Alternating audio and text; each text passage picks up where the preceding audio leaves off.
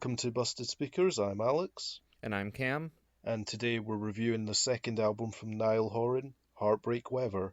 It's interesting now to see how all of the former members of One Direction are faring with their solo careers, as they all initially attempted to be solo artists when they auditioned for the X Factor back in 2010. That didn't go too well for them. They all didn't make it past the audition stage, but then they were forced to form the group together to survive through the show. And after 5 years of the group, they're now well in their solo career post One Direction phase, and it's interesting to see where they're at. As far as one of them we have covered, Harry Styles, I'm sure we can both agree. At this point, Harry is pretty much a fully fledged, solid solo artist. Yep. Heartbreak Weather is his second album, and to me, this feels like Niall is trying to make as many songs as he can to fill out a live show set list. Because I noticed on the set list for his first tour with just his album Flicker, it was just obviously songs from that album, and he was still relying on some One Direction stuff. So this feels like a pretty good album, but one that he definitely feels a little bit more quantity over quality to me, because there are how many songs? There's 14 songs. Two on the deluxe edition. Yep, so 16 if you count that. Quite a lot of songs, only one over 4 minutes, so each song has a lot of work to do. With songs like this, they fly by really quickly, sometimes even before you've noticed they've ended, so they'd have to put a lot of work in to make them memorable to me. Before we go into specific track, Cam, how did you feel about his first album, Flicker? Flicker had me feeling pretty similarly to Harry's debut. They're both okay, but a difference between it was Harry Styles, right? That was his first album. Yeah, just self-titled. Yeah. So the difference between that and Flicker, I think, is that at least Harry kind of seemed to know what he wanted to do, whereas with Flicker, Niall just seemed to try everything he wanted, and he couldn't really stick to a single sound or style. There's like all kinds of songs with like all kinds of different instrumental backgrounds that really just didn't seem to have any thought for flow or cohesion. And I thought that like all of them are at least good, but if he can just focus on one, then he could make a pretty good album. So Yeah. how do you feel he did on this one as a succession from Flicker? I think he did better. He focused on more of modern synth pop, but also just general pop, like drawing on all kinds of different parts of modern pop music.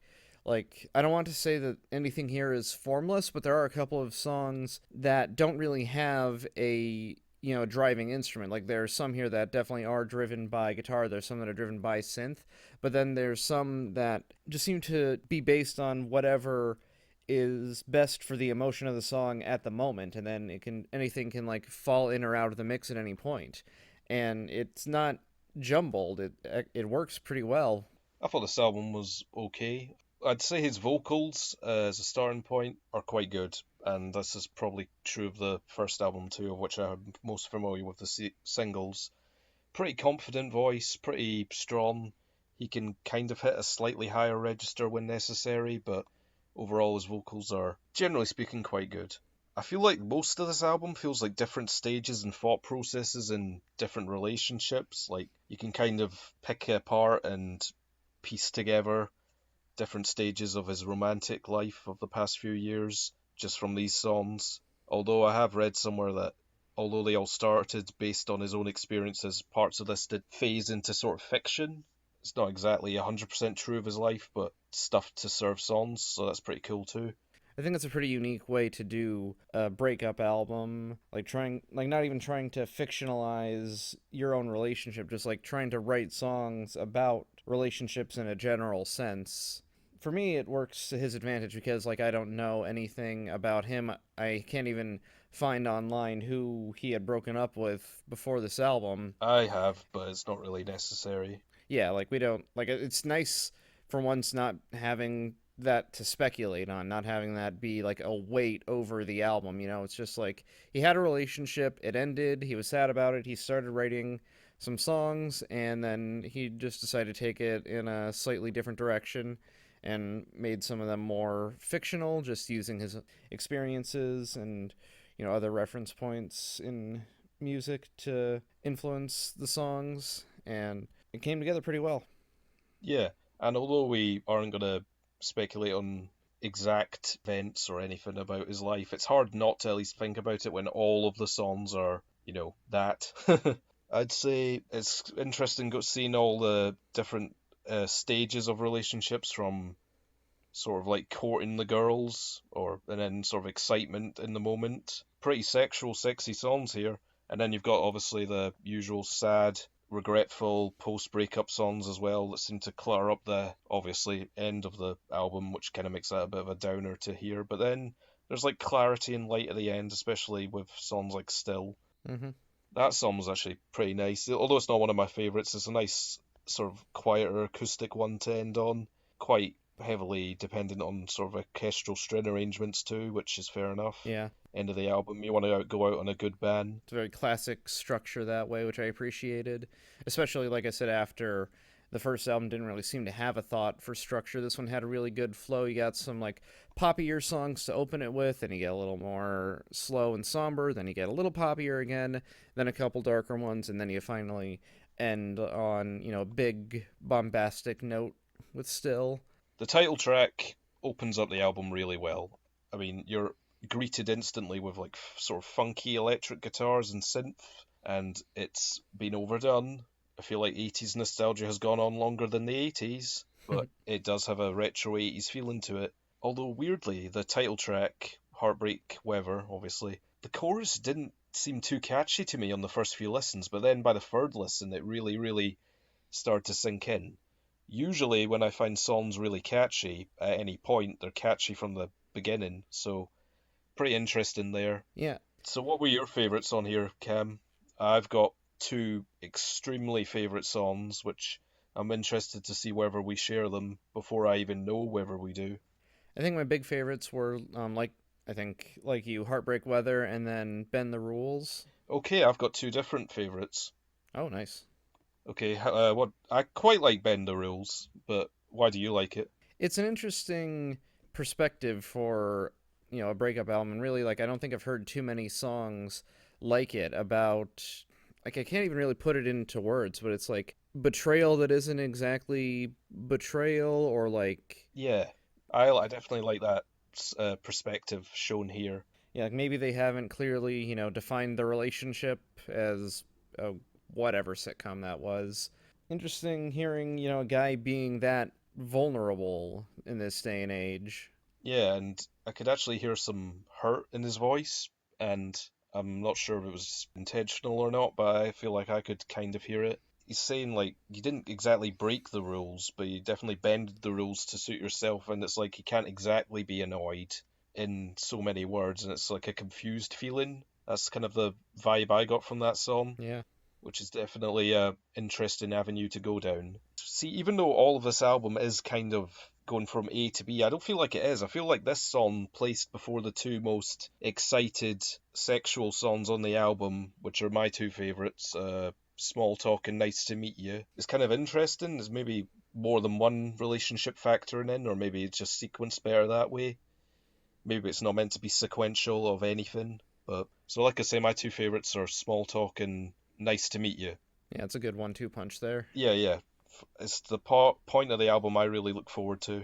He sounds really confident here and really happy, and in turn, that makes the songs more memorable and exciting. I can't speak for him, I don't know him, but I feel like he feels really comfortable here, and I feel like that shows in the songs. Small Talk is like, it's pretty cut and dry what it's about. He's excited about this girl, but just wants to get beyond the small talk and get into the action pretty much. Yeah. But it's kind of cool seeing how open and honest he is about it. Yeah, and going into Nice to Meet You, it's a pretty good 1-2 punch of songs about kind of asserting himself as a happy-go-lucky kind of easy come, easy go guy with these encounters, but he also can get pretty torn up about them if they don't go his way. Like, Nice to Meet You seems happy to have these encounters, but would like them to go on longer, but he's also okay with them not as well, which is kind of interesting. Musically speaking, Nice to Meet You is a real amazing song, I'd say. And it was a good choice as a lead single. It's got like really cool instrumental breaks between the verses that then become the chorus with him shouting over it. Really cool like solo drum parts. Those two songs are my two favorites, and like I could listen to those two themselves quite a lot because they transition into each other really well. Is it just me, or did you think that this song? I didn't even notice this until it got to the whistling toward the end, but did the melody sound a little too similar to that song? Am I wrong? Okay, I do know that song, but once again, I'm not. I did never picked up that sort of thing. The only melody on this whole album that reminded me of something else was "Dear Patience," reminded me of "Babylon" by David Gray, I never heard of that. which was a hit in the UK, and also I'm pretty sure he would be a big influence on Niall musically here. But no, I didn't hear that. Sure. Okay, like maybe it's just me. Maybe I just picked up on something that wasn't there. It's interesting to me that for this album, I was actually more interested in the lyrics than the music for once, which is definitely not something that is a common occurrence with me when listening to albums, especially the ones we review. Like, I'm here for the music, man. Like, lyrics are very important too, but if the music isn't good, and it's pretty good here, although not always, the lyrics kind of have to be the next most important thing, and if the music isn't up to scratch, it's kind of the lyrics I latch onto, and thankfully it's pretty good to follow on here, especially given the sort of narrative flow and cohesion that this album had. Yeah, I'd agree. The lyrics are definitely a step up from his last album, but there's still some things that like could be improve that he could improve as a songwriter. Like, For sure. maybe he goes for some slightly obvious rhymes, but at the same time, he doesn't go for anything like wildly stupid that absolutely doesn't work. He always picks a good word, even if it's not the most emotionally deep way he could have expressed his feelings in a song.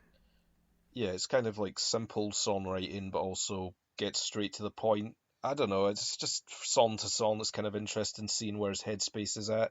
You can kind of paint a picture of his entire romantic life on here because that seems to be the whole theme and subject matter of all of these songs. So there's not much else we can talk about.